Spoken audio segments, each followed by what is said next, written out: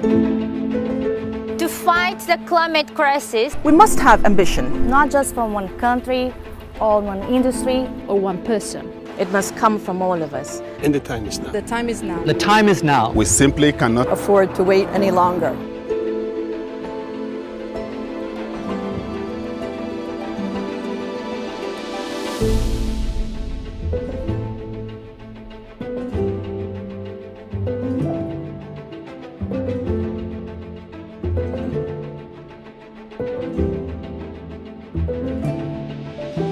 We are working together with the people and communities that are daring to build a better future.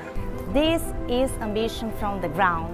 Join us. Join us. Join us. Join us to act on climate. While it has prioritized the implementation of its adaptation plans, Paraguay has also achieved readiness and a result-based payment project for reducing deforestation while leading the way in climate action through the promotion of good agricultural practices and low-emission agriculture, and focusing on installing sustainable transport and improved waste management as a key measure of its NDC plan. We are honored to be a partner of the Chilean presidency of the COP25, empowering national actors to transform global commitments into local action. Here in 2015, after days of unprecedentedly heavy rainfall, this normally placid river became a raging torrent that swallowed the Tbilisi Zoo, that destroyed millions of dollars worth of property and tragically killed 23 people.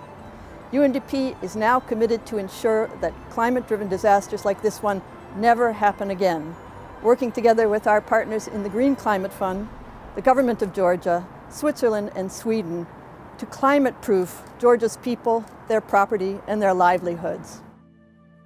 Mauritius and Seychelles have committed to reducing greenhouse gas emissions by at least 30% by 2030 and to ensure coastal resilience through adaptation.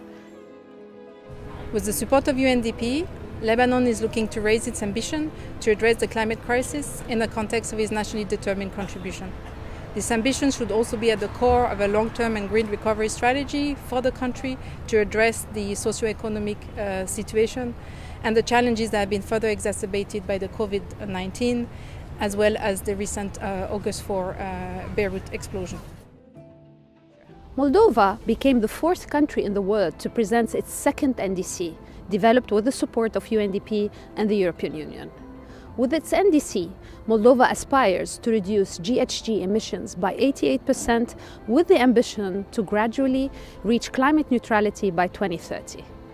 To do so, and with the support of UNDP, the low emissions development strategy is being aligned with the more ambitious NDC targets, and the national adaptation planning process is being rolled out in the country. Somalia is one of the countries most affected by climate change, with devastating floods, droughts, and locust infestations nearly every year. But water management and disaster risk mitigation programs can enable Somali herders and farmers to ride out these worsening natural phenomena. These efforts are key to realizing Somalia's national determined contributions and a prerequisite for the kind of sustainable development that can bring hope and opportunity to Somalia's most vulnerable people. We are working with the people and communities of Pacific Island countries that are daring to build a better future. Through Climate Promise, UNDP is supporting Kiribati, Nauru, Palau, Tonga, and Vanuatu to enhance both adaptation and mitigation components of their NDCs. Whereas the Pacific has contributed the least to climate change, leadership in their ambition to address the climate emergency is hugely remarkable. Strategic climate action is focused on universal access to renewable energy. Through the Climate Promise, the role of women is recognized in economy-wide NDC ambition. India's ambition for the next decade is to significantly reduce its overall emission intensity, increase share of renewable energy, enhance carbon sink, and make people more climate resilient. India's actions are on track for 2-degree climate promise. To become 1.5 degrees compliant, we will accelerate our efforts.